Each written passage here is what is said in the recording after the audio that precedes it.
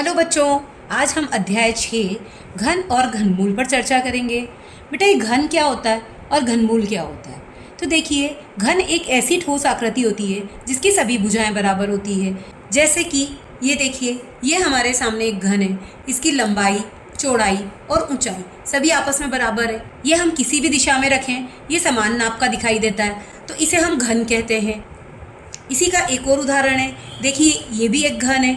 इसकी भी लंबाई, चौड़ाई या ऊंचाई कुछ भी देखें तो सभी दिशा में बराबर है।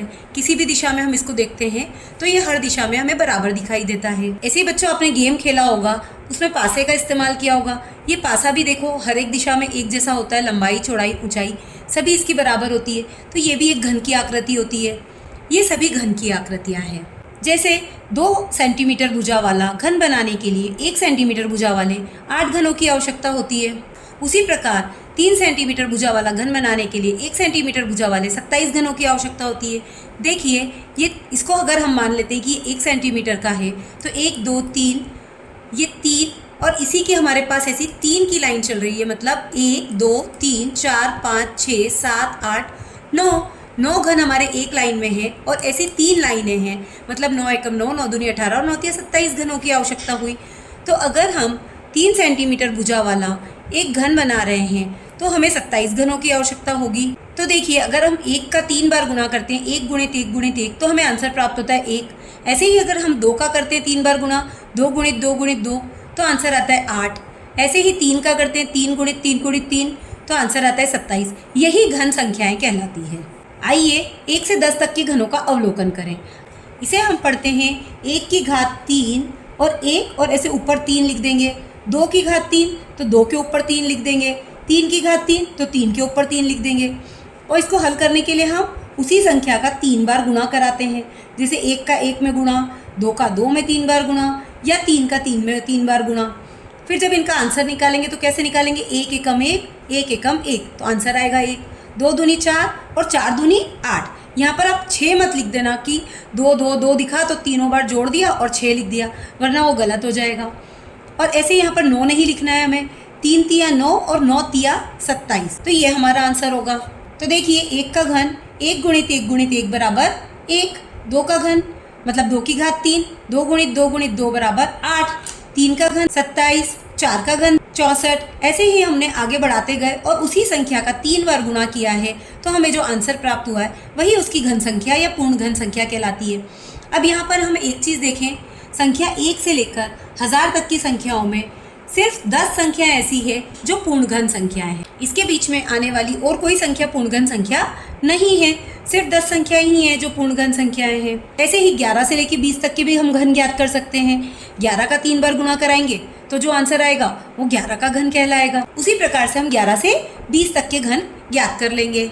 जो सम संख्या होगी उनका घन भी देखो सम आ रहा है, और जो विषम संख्या होगी उनका घन भी विषम आ रहा है। जैसे कि हमने 1 का घन निकाला तो देखो आंसर आया 1। फिर 2 का निकाला, 2 एक सम संख्या है तो आंसर आया 8, जो कि एक सम संख्या है। फिर 3 का घन निकाला तो 27, ये फिर से एक विषम संख्या है क्योंकि 3 एक विषम संख्या है। फिर 4 का घन निकाला तो आंसर आया 64, तो 4 भी सम संख्या और 64 भी देखो सम संख्या है। तो जिस संख्या का हम घन निकालेंगे वो अगर विषम संख्या है तो उसका आंसर भी एक विषम संख्या होगी।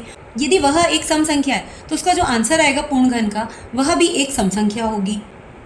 पूर्ण घन संख्याओं के अंत में शून्यों की संख्या का सम और विषम संख्या में होना। तो देखिए, यदि 10 का घन निकाला जाता है तो क्या होगा? 10 गुणित 10 गुणित 10। तो देखिए, इसमें 0 कितनी बार आया? 3 बार। और 1 का 1 में कितनी भी बार गुणा करें तो आंसर आएगा 1। तो यहाँ पर आंसर हमारा होगा 1 और 3 0। मतलब अगर हम एक डिजिट की किसी भी संख्या का घन निकालते हैं जिसमें 2 अंक हैं और 1 शून्य है, तो उसका आंसर में हमेशा 3 शून्य आ रहे हैं। जैसे 2 दूनी 4 दूनी 8 और 3 बार 0 है तो 3 बार 0। ऐसे ही अगर हम 100 का निकालते हैं कि 100 का पूर्ण घन निकालते हैं तो देखो 100 गुणित 100 गुणित 100, तो इसमें कितने 0 हो गए? 2 2 4 और 2 6, और 1 का गुणा करेंगे तब तो 1 ही आएगा और इसमें 0 लगाएंगे हम 6। ऐसे ही अगर हम 200 का गुणा करते हैं तो 200 गुणित 200 गुणित 200, तो 2 दूनी 4 दूनी 8 और 2 4 6 0, तो 2 4 और 6 0। कितना आसान हो गया हमारे लिए। ऐसे हम पूर्ण घन ज्ञात कर सकते हैं। तो देखिए, इसमें विषम संख्या में भी 0 आ सकते हैं और सम संख्या में भी 0 आ सकते हैं। यहाँ 3 0 है जो कि विषम संख्या है और यहाँ 6 0 है जो कि सम संख्या है। हम किसी संख्या का घन क्रमागत विषम संख्याओं को जोड़कर भी प्राप्त कर सकते हैं। जैसे कि अगर हमें 1 का घन ज्ञात करना है तो 1 का घन क्या होता है 1, तो हम सिर्फ संख्या 1 ले लेते हैं। फिर 2 का घन ज्ञात करना है तो उसका आंसर कितना होता है 8। तो देखिए हमने 3 में 5 को जोड़ा, 1 के बाद विषम संख्या कौन सी आती है 3, तो 3 में हमने 5 को जोड़ा तो क्या आ गया 8। ऐसे ही 5 के बाद क्या आएगा 7, और हम किसका घन ज्ञात कर रहे हैं 3 का, तो 3 विषम संख्याओं को ले लिया 7, 9 और 11। इन तीनों को आपस में जोड़ने पर हमारे पास आंसर आया 27 जो कि 3 का घन है। अब 11 के बाद क्या आएगी 13, तो 13 से हमें 4 का घन ज्ञात करना है, इसलिए हम 4 संख्याएं लेंगे 13, 15, 17 और 19। इन चारों को जब आपस में जोड़ेंगे तो कितना आएगा 64, और ये किस संख्या का घन है 4 का घन। ऐसे ही 5 का घन ज्ञात करना है तो हम 19 के बाद की विषम संख्या 21, 23, 25, 27 और 29 ले लेते हैं। कितनी विषम संख्या ली हमने 5, और इन सबको आपस में जोड़ने पर आंसर आया 125 जो कि 5 का घन होता है। घनमूल, घनमूल क्या होता है? जैसे कि हमने वर्गमूल ज्ञात किया था कि जिस संख्या को 2 बार गुणा करके हमें वर्ग संख्या प्राप्त हो रही है, तो जो शुरुआत में हमने संख्या ली वो वर्गमूल है। उसी प्रकार से 125 है जैसे, तो ये किस संख्या को 3 बार गुणा करने पर हमें 125 प्राप्त हो रहा है, वही इसका घनमूल होगा। तो घनमूल ज्ञात करने के लिए हमें क्या करना होगा, इसके अभाज्य गुणनखंड करने होंगे। जैसे हमने 125 के अगर अभाज्य गुणनखंड किए हैं, जैसे हम अगर 125 के अभाज्य गुणनखंड करते हैं तो 5 दूनी 10, फिर यहाँ पर 2 जो बच रहा है 10 के बाद का, उसको हम यहाँ 25 बनाकर, पचम का 25, फिर पचम का 25, 5 एकम 5। अगर आपको सीधे से भाग देना नहीं आता है तो आप 125 में 5 का भाग देकर भी पता कर सकते हैं कि क्या आंसर आ रहा है। तो देखिए ये 25 आंसर आ गया है और यही 25 हमने यहाँ लिखा है। अब यहाँ पर घन में हम क्या करते हैं 3-3 के जोड़े बनाते हैं। जैसे वर्ग में हम 2-2 के जोड़े बना रहे थे ना, वैसे घन में हम कितने के जोड़े बनाएंगे 3-3 के। तो ये 125 का घनमूल ज्ञात करने के लिए सबसे पहले हम इसके अभाज्य गुणनखंड लिख लेते हैं। फिर घनमूल के लिए ये घनमूल का चिन्ह होता है और इसके अंदर लिखा जाता है 3। जैसे वर्गमूल में लिखा जाता है 2 या 2 लिखना ज़रूरी नहीं होता, लेकिन घनमूल में 3 लिखना ज़रूरी होता है। तो हमने ये लिख दिया। अब 5-5 के 3 के जोड़े में से हम एक संख्या को बाहर निकाल लेंगे। ये 3 का जो जोड़ा उनमें से एक संख्या बाहर निकाल ली तो ये इसका घनमूल हो गया है, ये हमारा आंसर होगा। ऐसे ही जैसे संख्या हमें दी है 3375 और इसका हमें घनमूल अभाज्य गुणनखंड विधि से ज्ञात करना है, तो हम सबसे पहले 3375 के अभाज्य गुणनखंड ज्ञात कर लेंगे। तो देखिए हमने 3375 के अभाज्य गुणनखंड ज्ञात कर लिए।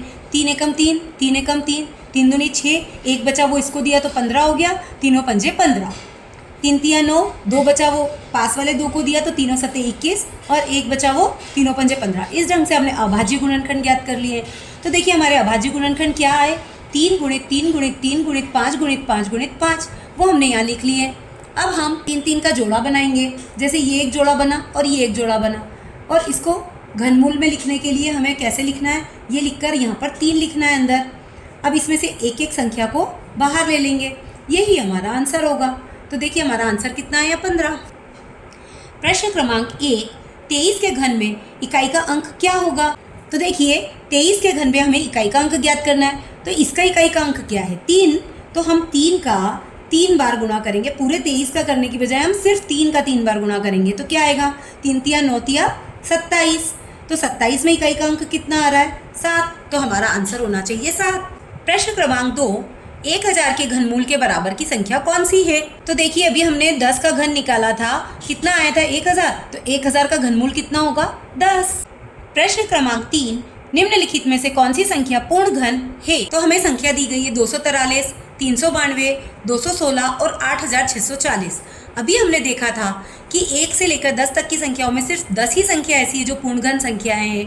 तो देखिए इसमें से सिर्फ और सिर्फ 216 ऐसी संख्या है जो कि पीछे दिए गए ऑप्शन में से आ रही है, तो हमारा आंसर होगा 216। प्रश्न क्रमांक 4, 512 सेंटीमीटर क्यूब आयतन वाले घन की एक भुजा की माप कितनी होगी? तो देखिए अगर हमें घन का आयतन दे रखा है तो घन के आयतन का सूत्र क्या होता है? घन के आयतन का सूत्र होता है भुजा की घात 3। हमें घन का आयतन दे रखा है 512। अगर हम 8 का 3 बार गुणा कराते हैं, मतलब 8 को 3 बार गुणा कराने पर हमारे पास आता है 512, तो उसका घनमूल क्या होगा 8। तो घन की एक भुजा होगी 8 सेंटीमीटर की।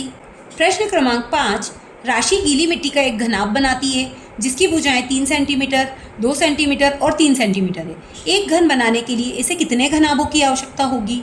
तो देखिए उसकी दो तरफ तो भुजाएं 3-3 हैं, लेकिन एक तरफ भुजा कितनी है 2।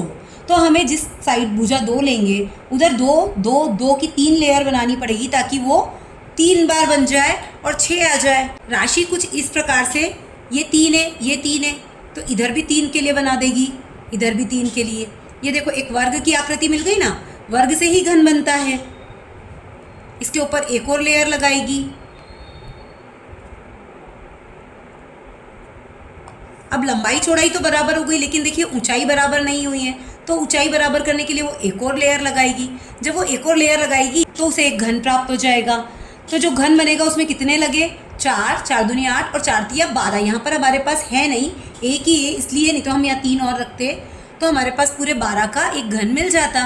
तो एक घन बनाने के लिए उसे 12 घनाभों की आवश्यकता होगी। 0.05 का घन ज्ञात कीजिए। तो 0.05 की घात 3, इसका घन ज्ञात करने के लिए हम क्या करेंगे, 3 बार 0.05 का आपस में गुणा करा लेंगे। इसको गुणा करने के लिए एक आसान तरीका है कि हम सिर्फ 5 का 5 में गुणा कर दें, 25 लिख दें, और दशमलव कितनी 2 संख्या के पहले था दोनों तरफ, तो 4 संख्या के पहले आना चाहिए, मतलब हम 2 0 भी लगा देंगे। अब नेक्स्ट संख्या का जब हम गुणा करेंगे तो 25 में 5 का गुणा करके हम लिख देंगे 125। अब दशमलव होना चाहिए 2 और 4 6 संख्या के पहले, तो 3 अंक तो ये हो गए, 3 0 लगाकर हम दशमलव लगा देंगे। प्रश्न क्रमांक 7, 3 की घात 3 को 3 क्रमागत विषम संख्याओं के योग के रूप में व्यक्त कीजिए। तो देखिए 3 की घात 3 मतलब होता है 27, और अभी हमने देखा था कि 3 की घात 3 को हम क्रमागत विषम संख्याओं मतलब 7, 9 और 11 के योग में लिख सकते हैं, तो हम इसके रूप में लिख देंगे। प्रश्न क्रमांक 8, 5 सेंटीमीटर भुजा वाले घन का आयतन ज्ञात कीजिए। तो देखिए घन का आयतन, तो इसका सूत्र होता है भुजा की घात 3। तो मतलब जो भी भुजा हमें दी गई है 5 सेंटीमीटर, उसका हमें 3 बार गुणा कराना है। तो 5 सेंटीमीटर गुणित 5 सेंटीमीटर गुणित 5 सेंटीमीटर, तो तीनों का आपस में गुणा कराएंगे तो आएगा 125 सेंटीमीटर क्यूब। यही इसका आंसर होगा। प्रश्न क्रमांक 9, वह सबसे छोटी संख्या ज्ञात कीजिए जिससे 256 को गुणा करने पर वह पूर्ण घन संख्या बन जाए। तो 256 के हम सबसे पहले गुणनखंड ज्ञात कर लेंगे, अभाज्य गुणनखंड, ये हमें प्राप्त होंगे। तो देखिए यहाँ पर जोड़े नहीं बन रहे, तो यहाँ पर देखिए ये एक जोड़ा बन रहा है 3 का, ये एक 3 का जोड़ा बन रहा है, लेकिन यहाँ पर सिर्फ 2 का ही जोड़ा बन रहा है। एक और संख्या अगर आ जाती तो हमारा काम हो जाता। तो हम क्या करेंगे, 1 और 2 का गुणा करा देंगे। तो देखिए यहाँ पर जोड़े में हमें कितना कम पड़ रहा है, 1 2 कम पड़ रहा है ना, तो हम 1 2 का गुणा करा देंगे, तो इससे यह पूर्ण घन संख्या बन जाएगी। प्रश्न क्रमांक 10, वह सबसे छोटी संख्या ज्ञात कीजिए जिससे 192 को भाग देने पर वह पूर्ण घन संख्या बन जाए। तो देखिए 192 के हम पहले अभाज्य गुणनखंड ज्ञात कर लेंगे, इसके अभाज्य गुणनखंड में हम जोड़े बनाकर देखेंगे। तो देखिए ये जोड़ा बन गया, ये भी 3 का जोड़ा बन गया, लेकिन ये एक 3 हमारे पास एक्स्ट्रा है, इसका किसी के साथ जोड़ा नहीं बन रहा, और ये बोल रहे भाग देना, तो जो एक्स्ट्रा है उसको हम भाग दे देंगे। तो हम 192 में 3 का भाग दे देंगे, जिससे कि यह एक पूर्ण घन संख्या बन जाएगी। अभाज्य गुणनखंड विधि द्वारा 27,000 का घनमूल ज्ञात कीजिए। तो देखिए सबसे पहले हम 27,000 के अभाज्य गुणनखंड ज्ञात कर लेते हैं, फिर हम इसके जोड़े बना लेते हैं 3-3 के। तो देखिए 3-3 के जोड़े बनाने पर 3 में से एक संख्या बाहर ले ली, तीनों 3-3 में से एक एक संख्या बाहर ले ली और इनका आपस में गुणा करा दिया, तो हमें 27,000 का घनमूल ज्ञात हो गया है। निम्नलिखित प्रतिरूपों को देखिए। 2 की घात 3 माइनस 1 की घात 3 बराबर 1 प्लस 2 गुणित 1 गुणित 3। इसी प्रकार से हमें अन्य प्रतिरूप भी दिए गए हैं। अब इसमें हम समानता ढूंढने की कोशिश करते हैं। तो देखिए जो संख्या हमें दी गई है उन सभी में शुरू में 1 को लिखा गया, उसके बाद प्लस का चिन्ह लगाया गया, फिर जो संख्या स्टार्टिंग में दी गई है जैसे 2 वो लिखी, फिर 1 तो उसका गुणा किया और फिर 3 का गुणा कर दिया। जैसे यहाँ दिया है 3 फिर 2 और फिर 3 का गुणा, 4 फिर 3 फिर 3 का गुणा। अब हमसे प्रश्न पूछा गया है उपरोक्त प्रतिरूप का प्रयोग करते हुए 10 की घात 3 माइनस 9 की घात 3 का मान ज्ञात कीजिए। तो देखिए हमें संख्या दी गई है 10 और 9। सबसे पहले हमें क्या करना है, 1 लिखना है, यहाँ 1 लिख दिया, फिर प्लस का चिन्ह लगाना है, प्लस लगा दिया, फिर जो संख्या बड़ी दी गई है वो और छोटी संख्या आपस में गुणा करना है, तो हम 10 और 9 को आपस में गुणा करके लिख देंगे। फिर 3 का गुणा करना है, तो हमने यहाँ 3 का गुणा कर दिया। अब हम क्या करेंगे, 1 प्लस 10 का 9 में गुणा करने पर आएगा 90 गुणित 3, और 9 का 3 में गुणा करने पर आता है 27 और 0 ऐसा का ऐसा। तो हमारे पास ये संख्या आ गई 1 प्लस 270। इन दोनों को आपस में जोड़ने पर हमारे पास आंसर आ जाएगा 271। ऐसे करके हम मान ज्ञात कर सकते हैं। प्रश्न क्रमांक 13, 1:2:3 के अनुपात में ऐसी 3 संख्याएं लिखिए जिनके घनों का योग 4500 है। तो जब भी हमें अनुपात में संख्या दी जाती है तब हम उसमें x लगाकर या y लगाकर कोई सा भी एक चर लगाकर उसे मान लेते हैं। तो माना हमने तीनों संख्याओं को x, 2x और 3x मान लिया, क्योंकि 1, 2, 3 दिया था तो उन सबके साथ x लगा दिया, तो x, 2x और 3x हो गया। अब प्रश्नानुसार अगर हम तीनों संख्याओं के घनों का योग करते हैं, मतलब तीनों की घात 3 कर देते हैं और उनको आपस में जोड़ देते हैं, तो हमें आंसर मिलता है 4500। देखिए x की घात 3, अब यहाँ पर था हमारे पास 2x की घात 3, तो 2 का भी हमें 3 बार गुणा करना पड़ेगा, 2 दूनी 4 दूनी 8, और x का भी 3 बार गुणा होगा तो x की घात 3 रह जाएगा। फिर हमारे पास संख्या थी 3x की घात 3, तो 3 का 3 बार गुणा करेंगे तो आएगा 27 और x की घात 3 और बराबर में 4500। अब क्योंकि सभी की x की घात 3 है तो इन सभी संख्याओं को आपस में जोड़ देंगे। यहाँ पर इसके आगे कोई अंक नहीं है, इसका मतलब होता है 1 है, 1 को 8 में जोड़ेंगे तो 9 और 9 को 27 में जोड़ेंगे तो आएगा 36, और इसके साथ x³ ऐसा का ऐसा लगा देंगे और 4500 जो हमें दिया गया वो लिख देंगे। अब x³ तो यहाँ लिख दिया और 36 को 4500 से भाग कर दिया, तो x³ बराबर आ गया हमारे पास 125। अब जो 125 आया इसके हम अभाज्य गुणनखंड ज्ञात कर लेंगे।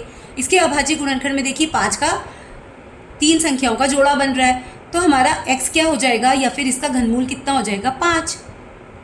तो हमारी पहली संख्या हमने मानी थी x, तो वो हो जाएगी 5। दूसरी संख्या हमने मानी थी 2x, मतलब 2 में 5 का गुणा कराएंगे तो आ जाएगा 10। तीसरी संख्या हमने मानी थी 3x, तो 3 में 5 का गुणा कराएंगे तो आ जाएगा 15। ऐसे हमारी संख्या आ जाएगी।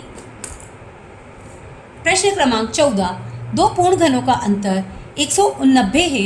यदि इनमें से छोटी संख्या का घनमूल 3 है तो बड़ी संख्या का घनमूल ज्ञात कीजिए। तो हम पहले मान लेते हैं कि बड़ी संख्या जो है वो x है और छोटी संख्या का हमें घनमूल दे रखा है 3। 3 में 3 का गुणा कराकर हम उसका घन ज्ञात कर लेते हैं, तो 27, तो हमारी छोटी संख्या होगी 27। अब हमें क्या कहा गया है कि दोनों संख्याओं का अंतर जो है वो 189 है, तो अंतर मतलब बड़ी संख्या माइनस छोटी संख्या, और उसका आंसर जो दे रखा है 189 वो हमने लिख लिया। अब जो 27 है इसको हमने बराबर के दूसरी तरफ ले जाकर जोड़ दिया, तो इन दोनों को आपस में जोड़ने पर हमारा आंसर आया 216। क्योंकि अब हमें ये संख्याओं के घन दिए गए थे तो हमें इसका घनमूल निकालना पड़ेगा। घनमूल निकालने के लिए हम इसका अभाज्य गुणनखंड करेंगे। अभाज्य गुणनखंड में देखिए ये 2 में 3 का जोड़ा बन गया और 3 में भी 3 का जोड़ा बन गया, तो हमारा घनमूल होगा 2 × 3, जो कि आंसर होगा 6। प्रश्न क्रमांक 15, किसी घनाकार बक्से का आयतन 729 सेंटीमीटर क्यूब है तो वह तल में कितनी जगह घेर रहा है। तो देखिए अगर किसी घनाकार बक्से का आयतन 729 सेंटीमीटर क्यूब है, मतलब भुजा की घात 3, ये इसका आयतन का सूत्र होता है, तो इसकी भुजा कितनी होगी उसके लिए हम इसका घनमूल ज्ञात कर लेंगे। उसके लिए हम सबसे पहले अभाज्य गुणनखंड ज्ञात कर लेंगे। अभाज्य गुणनखंड में ये 3 के 2 जोड़े बन रहे हैं, दोनों जोड़ों में से एक 3 बाहर ले लिया, मतलब आंसर आया 9 सेंटीमीटर। तो हमारे घनाकार बक्से की भुजा आ गई है 9 सेंटीमीटर। अब तल का क्षेत्रफल ज्ञात करना है। तो देखिए अगर कोई भी हमारा ऐसा घनाकार बक्सा है तो तल मतलब कि वो कितनी जगह घेर रहा है। अब कितनी जगह घेर रहा है मतलब वो उसका क्षेत्रफल होता है, और क्षेत्रफल निकालने के लिए हम लंबाई और चौड़ाई दोनों का गुणा करा देते हैं। इसकी भुजा आ गई है 9 सेंटीमीटर, ये भी 9 सेंटीमीटर, तो हम 9 और 9 का गुणा करा देंगे तो आ जाएगा 81 सेंटीमीटर स्क्वायर। तो इतना ये तल में क्षेत्रफल इसका लगेगा, इतनी जगह ये तल में घेरेगा बक्सा।